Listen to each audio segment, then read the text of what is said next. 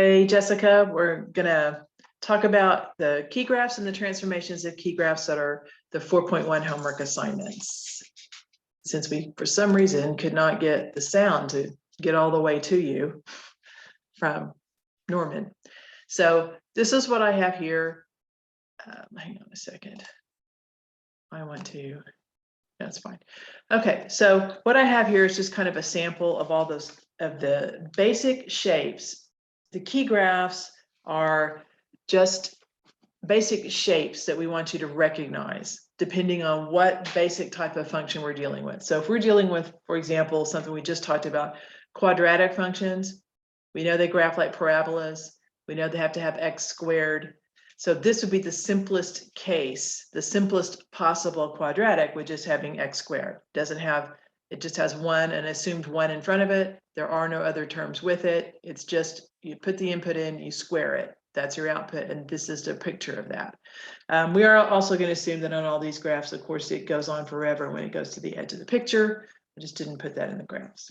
Okay, so we want to be able to identify these basic shapes. It turns out, you know, if you think about the very simplest form of a line, it has to have an x in it. For us to call it linear, we would say it needs to have one x, and then there's nothing else written. So the simplest line would be a slope of 1, intercept of 0, kind of has that 45-degree angle to it, goes through the origin. That's what all of these tend to have in common, is there's some symmetry or something to do with the origin, or it has a starting place at the origin or something. All right, we tend to call that one the identity, just because what goes in comes out. That f of x equals x, that's the same thing as saying y equals x. So that's the same, that's our points like 1, 1, 3, 3, negative 3, 3. The coordinates are the same. All right, so that's the identity, 45-degree angle going uphill through the origin. Quadratic is a parabola that has, I guess, what you just call a standard shape, like starting from the turning point. If you kind of go out one, up one on both sides, you sort of, that's the basic shape there. The vertex is on 0, 0. Okay. Cubic, if you take x cubed and you plot a bunch of points and you get the cubes as the y values and you plot them, looks like this. It's kind of a tall, skinny looking graph because when you cube things, the y values get really big really fast. Like once I'm at x equals 2, when I cube that, 2 cubed is 8, which is way up here off this grid somewhere. But they basically look like lines on the edges, but somewhere in the middle they do a little wiggle, they flatten out and then they pick up again. Sometimes, depending on how complicated the expression gets, let me put this closer where we can kind of see it. If there's lots of extra numbers, you know, and extra terms in here, it may actually turn around and drop and then turn around again and then shoot on up forever. But there's some wiggle there in the middle. That's a cubic. Okay, a square root is one of the unusual ones in that we're not able to take the square root of negative numbers and get a real valued answer that you could graph on a number line. So the domain for a square root when we're talking about graphs is we have to restrict it to be only positive numbers. We can't have x be negative, or else then we get an imaginary number type of thing. And that's not something that's going to show up like this on a graph. So a square root function kind of looks like the squared function tipped over on its side, but we're only taking the top piece. Because it has to be a function, so we couldn't have it the whole parabola down here. So whenever you see something, the square root's unlike the other ones, and it just has a starting or a stopping point, and then it takes off in one direction. Okay, cube root is similarly shaped to the cube function. Now, you kind of make sense since they both have something to do with cubing something or cube rooting something. It's just more sideways. It looks more horizontal. Okay, so that's what a cube root one looks like. Again, having that little place where it's straightening out right at the origin and then it kind of takes off again. Absolute value has a kind of similar behavior to quadratic in that it decreases, hit its low point on 0, 0, and then increases. It's just that absolute value is linear in both pieces. There's no curvature, it just bounces down. This is a 90-degree angle between those two line segments, and then it takes up off the other side. Okay, so the V shape, think V for value, absolute value. And then the last one, of course, is the really weird one, reciprocal. That's what you get when you do 1 divided by your original input value. So if x is 2, 1/2 would be the reciprocal. So you'd have points that look like 2 and 1/2 and, -3/4 and -4/3. Usually when you think of reciprocals, you think of a fraction, but even a whole number can be flipped over into a fraction. But this is what that looks like. Of course, if you have 1, that's its own reciprocal. So it turns out it has 2 separate pieces, and it's the only one of our key graphs that is that weird. And what's happening here, if you think about 1/x and how you calculate it to get the y value out, isn't it true? We've talked about it before. You're not allowed to divide by 0 ever. That's still one of the things that is true with mathematics when we keep getting into more detail about expanding ideas. We cannot put 0 in here because 1/0 is undefined. Okay, so what that means in terms of the picture, x can't be 0. Well, x is 0 whenever you're on the y-intercepts. So if x can't be 0, this graph cannot have a y-intercept. So it can't connect from over here to over there because it can't live on this y-axis. So that's why, first of all, it's chopped into these 2 separate pieces, because nothing can live on the y-axis. Because to be on the y-axis, x has to be 0, and the structure of this function says x can't be 0. Okay, so it has 2 separate pieces, and in terms of, it looks like it's bound by the x-axis as well. That doesn't look like there's going to be any x values. Let's just, to understand why that is, if a point sits on the x-axis, it's on the x-axis because the y value was 0. That's what makes it on the x-axis. But for a fraction, the only way that a fraction can evaluate to 0 is if the numerator were 0. It would be numerator of 0 over, we don't care what the denominator is. If the numerator is 0, that value of that fraction is 0, and that's what would put it on the x-axis. But if you look at this fraction has a fixed numerator of 1. So there isn't any way I could ever pick as x value that would change 1 in the numerator to 0 because it's fixed. So that means the x value can't be 0 because you can't divide by 0, so it can't have any y-intercepts. The output y cannot equal 0 because of the structure of this function. You're never going to get the numerator to change from what it is given. So that means you can't have a y value 0, so it can't have an x, cannot have a x-intercept as well. So the x and the y-axis kind of act like these limiting lines. The word for that is asymptote. I don't think it's going to be a big deal, but that means that these little pieces here are completely bound within these quadrants. So it's kind of like looks kind of like a parabola, but these things kind of stretch out towards and get closer and closer to the x and y-axis, but they never actually touch it. So it's kind of trapped in 2 pieces here. So that's the odd one. The only reason that we want you to look at all of these shapes and to recognize them, whoops, let me make sure I can get them all in there at the same time, make it even taller. Trying to get it to kind of focus right about there. Okay, is the homework set for this particular topic. It's just showing you variations on these shapes that may be switched around, they may be turned upside down, or if it's a square root function, maybe they flipped it around to where it's going the other way. Or the whole thing, like the absolute value graph, maybe instead of being centered at the origin, it's sitting up here somewhere. But you just look at the basic shape and say, is that basic shape the same as one of these? So it's just really a bunch of matching to see if you're familiar and comfortable with these different shapes and what basic calculation produces these shapes. So like if I see something that's a very kind of S-shaped, kind of horizontal looking shape where it looks like it goes vertical for just a brief second there and then takes off again, that was created by something to do with taking a cube root at some point in the calculation.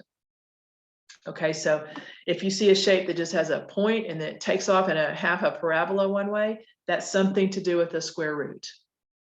Okay, so that's what we want you. We want you, if you see the shapes, we want you to visualize the calculation. Oh, that was a cubic.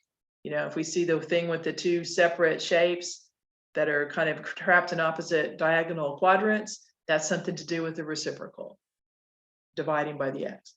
Okay, so some of the homework is just matching, where they just show you the 6 pictures and then we have the 6 computations here mixed up and you just have to match them to the right picture, you can always put this into your calculator on a standard graph, but that's what we're trying to do in these two sections, is help you to not have to graph everything or make a T-chart and calculate the points to plot to make the graph. We want you to be able to visualize it, and then you have a basic idea what shape to expect. Okay, so that's what the key graphs is just recognizing these basic shapes and small variations on them. Okay, now we're going to use that in 4.1 to recognize when a function that we're given and we're asked to graph is really just a small change to the location, perhaps, of one of these graphs. Okay, so for example, if I saw something, let's focus on, I'm going to say the square root, I'm sorry, the absolute value function right here. Okay, let's say, and you can do this on your calculator if you want to, but let's say, how does the graph of, is it blurry again? Let's say y equals, I'm going to do absolute value of x, we'll do +3, compare with our key graph, or just plain old absolute value of x. Okay, now I am going to graph it this one time just so that you can see what happens. So first of all, if I do the original graph, this one we should already know because we just looked at it. It's basically your absolute value v that has its turnaround point there on the origin. Okay, now what's going to happen for this one, absolute value of x, same thing we had here before, but we're just going to slap +3 on the end of it. Okay, let's just do a couple. Probably easier to do this than it is to get out the calculator and everything. Just reminding us, not that you have to do this on any of the problems, but this is just to examine it. Let's do the absolute value of some of these x values. The absolute value of -2 is 2. You just always make it positive. So that's why it's up here. And so on. Let's do just a couple. Absolute value of 0 stays 0. I did absolute value of 1. Well, absolute value of 1 stays 1. So when x is 1, y is 1. So those are just those 3 points. We could have done all of them, but I'm just doing a few. Okay, if I'm going to do this one and do the kind of plugging in the points, if I'm going to do -2 and 0 and 1 again, but I'm doing absolute value like I did before. But then after I do that, which is this number here, I'm going to add 3 every time, right? So that's going to be absolute value of -2 is +2, 2, and then +3 makes 5. So what this is doing is it's taking these numbers and then just adding 3 to the output. So absolute value of 0 is 0, +3 is 3. And I could just go here to 1 and add 3. That's going to give me 4. But if I actually work it out, absolute value is 1 is 1, +3 is 4. All right, so now I'm looking at these points, -2, sorry, -2, 5, 0 and 3, and 1 and 4. Okay, so if I go and graph those, if I can 3, 4, 5, 2, hang on a minute. All right, and then there's 0. If I do -2, instead of going up to 2, I go up to 5. And then 0, instead of staying at 0, 0, I've jumped up to 3. And then over 1 up 4 is what I do here. And so look at when I kind of connect the dots here, because I'm able to do this because I know if the basic shape is a V shape. That's what the absolute value symbol tells me. The basic shape is a V shape. But look, doesn't it look like it's the same one? If I just were able to take that V shape and just lift it straight up 3 units, that's what I have over here. Okay, so if I were to take everything here and just basically lift every point up 3 units, that's what I get over here. So this is an example, probably this is the simplest of the transformations. If you have something you're already familiar with, and we add a number to the graph that we already have in our head, in this case, that V shape that has to point down on 0, 0. This just takes that picture and lifts it up 3 units. That's called a vertical shift. type of transformation. Okay, so there are, depending on where you add in the number and whether it's an added or subtracted number, it has a little bit different shape. So this is that handout that I mailed to the class, and it's also posted in my math lab. You need, I guess if you can print other copies off the email, or you can't get to one, you can find it in the other. Okay, so this is kind of what I'm talking about right here. What I've got on this is just f of x is probably one of our key graphs. It's a known graph that we're already familiar with. So I'm just using f of x to be kind of a generic symbol that represents anything that is the name of a function you're already familiar with. We're going to probably keep it restricted to those reciprocal, square, square root, those key graphs that we just talked about. Okay, so when you read through this, whenever you see f of x, that's one of your key graphs. There should be a basic picture in your head, depending on if something's being squared, you're thinking about a parabola. If something, well, any of those, if something's being squared, if there's a cube root, it's that kind of sideways thing that goes up and then kind of like a sideways S kind of a shape. So you get this picture in your head based on if you see an absolute value or an exponent or some kind of a root, it gives you a picture in your head of what kind of shape. All right, so these right here are the three numbers that we examine to tell us what kind of changes or transformations are going to be made to the graph of the basic shape. So there's one other thing that isn't in here, the f of x, that's the wild card. That's where you have to look at every single new problem and say, is it a parabola? Is it a V shape? And so on. So you have to look for that other calculation. But these two numbers at the back here, this is something to do with adding or subtracting a number at different points in the calculation. This is the one we just talked about. The one at the end when there's a separate term all by itself, that means you're raising or lowering the graph of whatever comes in front of it.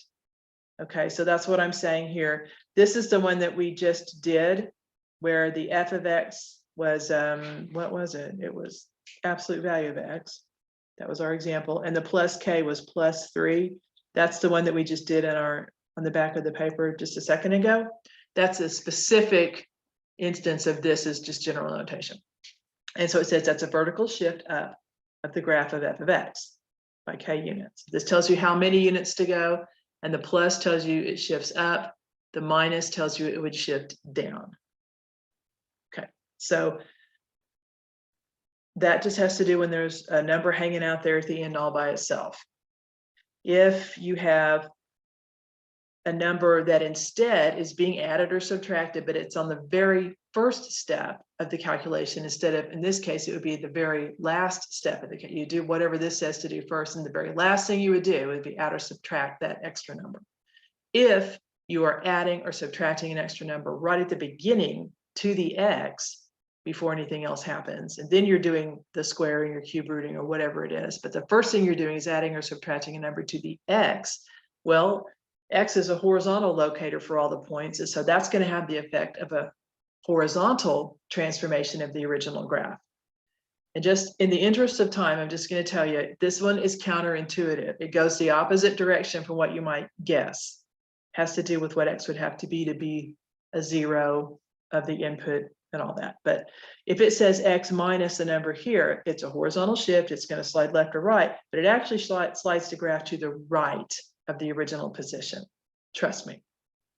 All right, if it says x plus a number, and you'll usually be able to recognize this one because it's got parentheses around the x and the number that's being added or subtracted, or it's inside the absolute value, or both pieces are under the radical sign, or they're both under the denominator. Just thinking of different ways.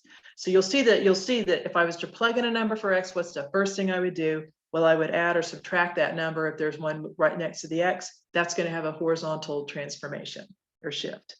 So if it says x minus a number, you go right by that many. If it says x plus a number, you go left by that many. Okay, let's stop here because the left, right, up, and down step is pretty easy to identify once you understand how each thing works. So let's just put that together here. All right, so here's an example. Y equals, and we have x minus 15 and then squared plus 25 and we're comparing it with x squared. So our standard, like the f of x, the standard picture we should have in our mind is what does x squared look like? Now, the reason we're focusing on x squared is the 15, look at all the numbers along with the x. We have the 15, it's being subtracted from the x. That kind of fits along with this idea. We have the 25 that's being added at the very end. That's kind of the idea of this vertical transformation. But then we have this extra step, which is to raise everything to the second power. That's what tells you the key graph that you're working with. The extra calculation that's not adding or subtracting a number in some place.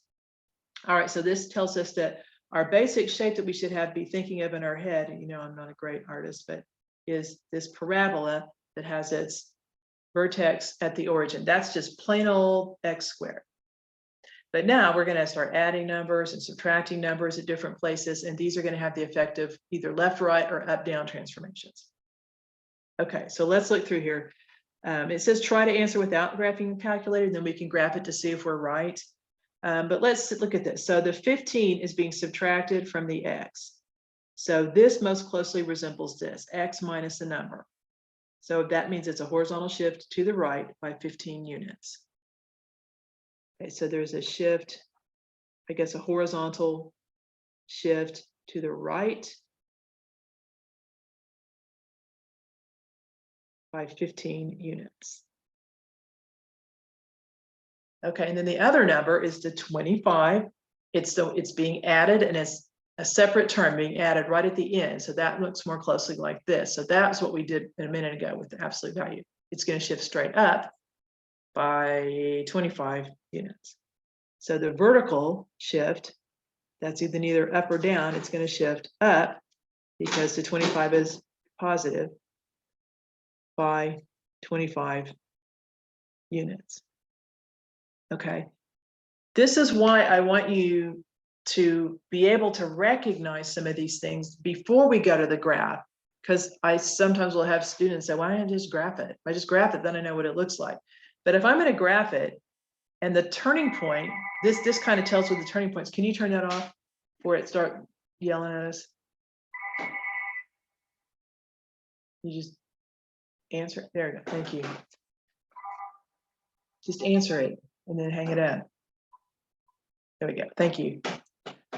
Okay, this is essentially telling you where that turning point is, because on the original position, 0, 0 is where the turning point is. And every point on this graph is going to go right and up 25 units. So since these coordinates started at 0, 0, I like to focus on where would that point move and then draw the rest of the curve relative to that turning point. So if I was going to try to graph this on my calculator, if I wasn't paying attention to this, I really wouldn't know how to adjust my window so I could see that turning point. This isn't going to show up in my standard window looking at 10 units in all directions. So let's just kind of check and make sure that makes sense. So let me go to the graphing calculator and let's just play with it. But when you do the homework, I'd prefer that you not go this step unless it's just to check your answers. I'd rather you go to, let's do x squared, just do it in your head, because that's the whole point, is to save us some time. All right, now the other one said x minus 15, x minus 15, and then we square it after we subtract the 15. Then we also add 25. So I was saying, I think x squared is going to have the turning point there at 0, 0. X minus 15 squared plus 25 is going to have the whole thing shifted right and up 25. So it's way up here somewhere. So if I do a standard window, which is just the zoom 6, I'm going to see the first one, but I don't think I'm going to see the second one because it's way over here. So there's the first one. And if I hit trace, the blue one is x squared. It tried to graph a second one, but it's not going to show it to us because we don't have the window high enough or far enough out to the right to see the 15. 0 and 250. Did I? Oh, yeah. Okay. So let's go and adjust the window. I'm going to let X max go out to 20, just because I want to be sure and see the turning point. And then I'm going to let the Y max go up to 50, because I want to make sure these numbers are bigger than the 15 and bigger than the 25. but I kind of wanted to see both. There's the original one. There's the second one. Okay, same basic shape, same orientation. They both open upwards, but where the original graph had a vertex at 0, 0, 0, this one is going to have a vertex. If I go to trace and go to the other function and type in 15, see there, that's where the turning point. If you look at that, this point went right 15 units and up 25 units. Okay, so that's what a transformation would look like on something like that. Okay, so depending on where you add or subtract the numbers, that's which way it's going to go. If for some reason I wanted to, let's do a third one in here, just play around with it. I'll adjust this again. What if I did plus? I just did +5. Okay, so +5. We talked about this earlier on that paper. +5 next to the x will move it to the left. I'm trying to decide if it looks the right way. I'm trying to point left. I think this is a reverse image. I would go point left. Anyway, we'll see on the picture. Let's hit the picture. See there, there's the original one. Now this one went left 5 units and then up to 25. And that was with the +5. So when you do plus, it shifts it left. For the first example, it said -15 and it was over here somewhere. So I'm just proving to you what we're kind of looking at so you don't have to graph it every time. Okay, so I just want to talk through kind of the other bits of that sheet of paper, because there's also times, we already know this from the parabola, right? That if you have a parabola and it has a negative number in the first, that a is negative, doesn't that flip it upside down so that it's a downward facing parabola? That's true. The reason that's true is that if it's negative, all these positive y values have now become negative, so that moves them down here, and that's why it flips it upside down. So that's true for any function. If I have y equals x, which is the line that goes up like this, and then I multiply it by -1, it flips the positives and the negatives around, and so it goes the opposite direction. So let's go back to the picture. I'm not the picture, the camera with our document. So the only other piece that's a transformation we want you to just be basically familiar with is that multiplier that could be in front of the x squared or the cube root or the square root or something like that. So if there's a number in front of the x or in front of the parentheses, like here, if there was a number sitting out here in front of these parentheses, because we assume it's 1, but if it's not 1, we have to write it down. But if there is a number here, then we have to decide what to do with that. And the same thing that was true for parabolas is true with any function. If it's negative, it's going to flip upside down. That's the first thing. So this is to do with the multiplier. Okay, so if we have a positive real number, then we have to talk about whether it's positive or negative. It has to do with the shape being altered. Like maybe the traditional parabola is like this, but the one that we want is a lot more narrow, or it's a lot more slowly changing. So it's kind of a lot more flattened out, like a plate rather than a bowl kind of. But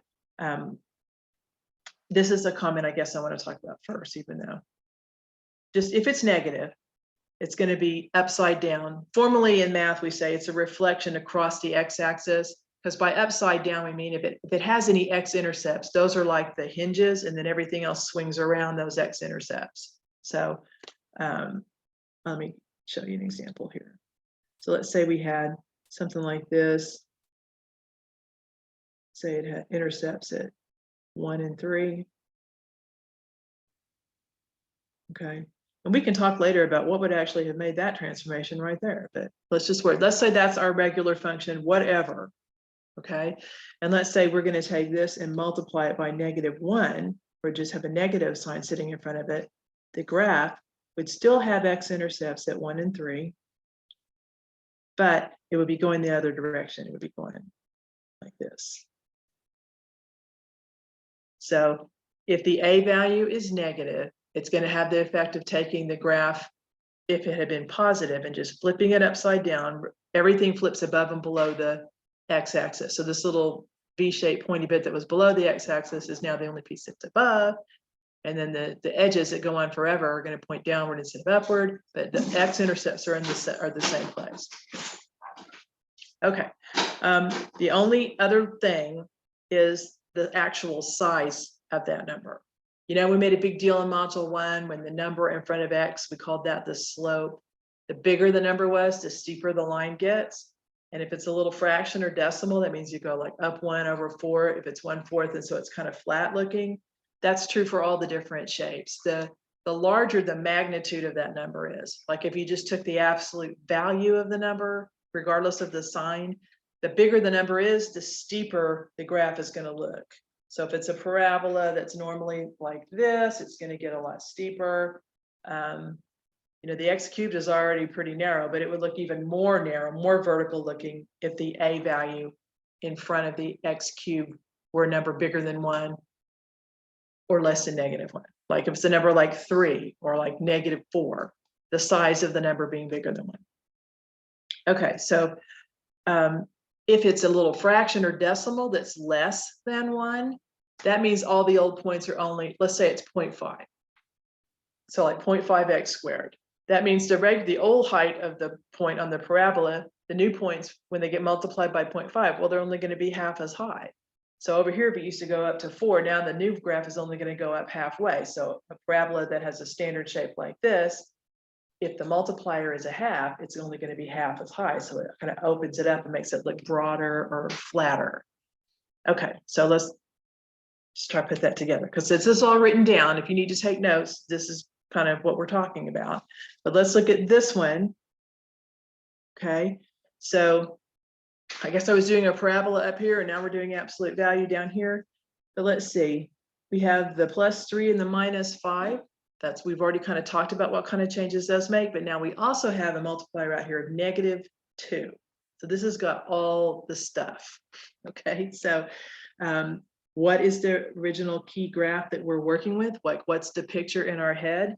It's the only thing in here that's not an add or multiply number, right? And so the only other computation or symbol are these absolute values. Of course, I tell you absolute value in the instructions, but we expect you at some point to just be able to pick up on that the absolute value means that's the V shape that we're working with, and then moving around, flipping upside down.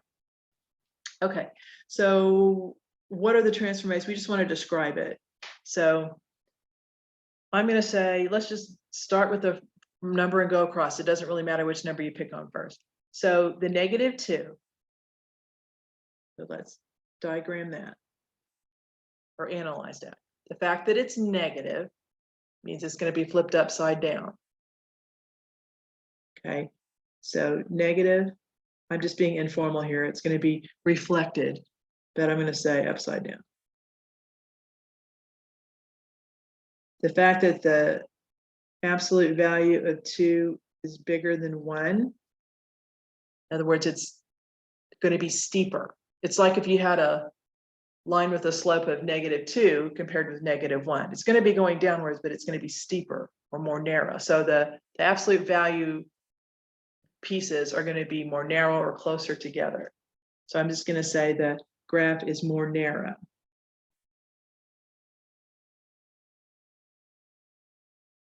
Now when you're doing a multiple choice on MyMathLab, the formal language again for more narrow, as we talk about that being like a vertical stretch, like if you were to take the two edges and stretch them down so where they were closer together.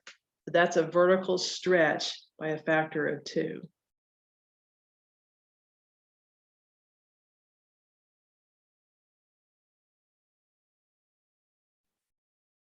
Vertical stretch by a factor of 2. So it's an upside down, kind of skinny absolute value. And now we need to move it around, and that's what the other numbers do. Okay, so we did this one earlier, +3. It's the one right next to the X. So since it's the one right next to the X, it's +3. It looks like this. That says left by that many. So this is going to be a horizontal shift to the left by 3 units. I'll put those over here. So we're going to go left by 3 units. That's the one that's kind of the opposite of what you might guess. And then the -5, that's kind of the easiest one. That's the one that's when it's just that term, where is it hanging out there by itself. Then if it's plus, it goes up. If it's minus, it goes down. So this one says -5. So it's going to, sorry, I'm up here. -5 like this. It's hanging out there by itself, down by 5 units. Okay, so this means it's going to go down by 5 units. Down 5 units. Okay, so try to find it.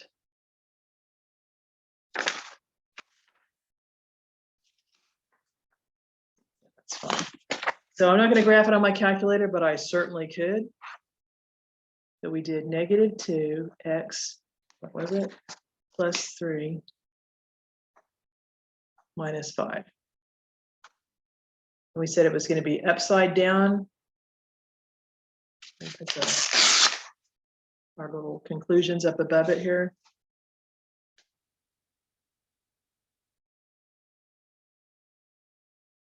Okay, so we're talking about, this would have been our key graph. I'm just gonna kind of base it on what, if this is what you should have in your head, that's just plain old absolute value of x. That's not part of the graph that we're doing, but I'm just basing it on this basic shape. This is going to be flipped upside down. It's going to be more skinny, and then we're going to also move it left 3 and down 5. So when I start to graph it, I'm actually going to do these transformations first, because just like we were doing with the parabola earlier, since all of the points in the graph are going to move these same directions, let me write it again, left 3, down 5. This point also is going to go left 3, down 5. And if I know where the point is, it's easier to draw the rest of it in relative to that. So 1, 2, 3, 1, 2, 3, 4, 5. There's -5, -3. So this original point, the vertex, if that's what we want to call it, or absolute value, is going to be here. And then the rest of it is just having to do with the -2. It's going to be going downward, and it's going to be steeper. So you don't have to be real, if you're doing this by hand, because the whole point is not to have to graph anything, then you don't have to be real accurate about how narrow it is or how extra fat it is. It just mainly needs to be going oriented the right way, like this one's going to be upside down, and then it needs to be shifted the right number of units. I don't really care if these are perfectly spaced, as long as they look a little narrower than the original one. I mean, if we needed more detail, we would put it in our graphing calculator. So this is just giving us rough ideas about how these numbers affect a basic shape that we're supposed to kind of already know about. So that one, we're supposed to remember, looks like this, absolute value of x. If we do a couple of changes, adding and subtracting numbers and multiplying by things, we should have a basic idea in our head that it's going to look something like this. And if we were going to put it in our calculator, we would know we would set up our window so we could see this bit down here. Okay. So let's look at the last example here, which is just kind of starting backwards, having us think about it. Because sometimes we use this idea when we see a graph, but we're not real sure what it represents, but we recognize the shape of the graph, the basic shape of the graph, and we go, oh, that looks like a parabola, so it's some kind of transformation on x squared. All right, so look at this one. It says, write a function whose graph transforms x squared by going left 2, up 3, and reflected. Okay, so let's think here. Here's our original graph. Here's the key graph, x squared. All right, let's just kind of make the changes the way that left 2. All right, let's go back up here and see which is the one that said it moves it left. That was here. If we're going to shift it left 2, then it needs to look like x plus 2. Okay, so let me write parentheses. So to do left 2, I would write x plus 2 like that. Okay, the next thing it says is up. Sorry, you can't see that. Right here, up 3. So up 3, we go and we look at our problems. Up 3 up is this one, where we added at the end. In fact, that was an example we had before. So up 3 means take whatever you've got and add 3 to it. So this is what we have. We're going to add 3 to this. So this is a collection of, the left 2 was the start. This was left. And the up 3 means this. So these together shift it left 2 and up 3. So we're almost done. So any other changes are going to have to do with putting a multiplier in front that represents a change. So the last thing they asked us to look at was reflects it across the x-axis. That's math ease for flip it upside down. And we already know with parabolas, but for everything else too, just put a minus in front of it. It didn't say I had a factor of any particular thing, so it just means multiply by -1. So reflect across the x-axis would be just to make your a value negative.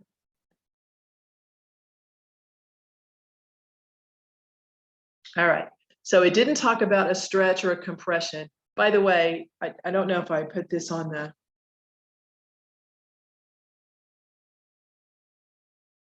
Yeah, I didn't say it. I don't think I said it in this video, but here the terms for when that little multiplier is a little decimal less than 1, like 0.2 or 1/5, some little fraction of a number of a whole number, even if it's negative, that means it's all flattened out. We call that a compression. Okay, because I think of like if the standard shape of a parabola is like this and you're multiplying it by a half, think of it as like pressing that graph towards the x-axis, so it's flattening out. So compression is when it's all stretched out flatter, and a stretch would be if we were multiplying it by something bigger than 1. We're stretching it away from the x-axis. Anyway, that would be the final answer to this one. It says, so to put all that together, x squared is our basic calculation. So we have to make sure something is being squared.